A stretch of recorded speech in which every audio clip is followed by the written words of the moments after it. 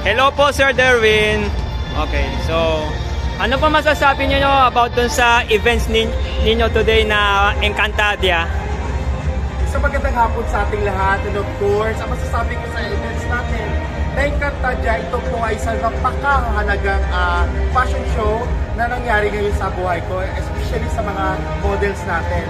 Kasi dahil sa Encantadia, so dito nakasalalay talaga yung creativity nating ng ating mga designer, at the same time, yung mga galing ng bawat modelo natin.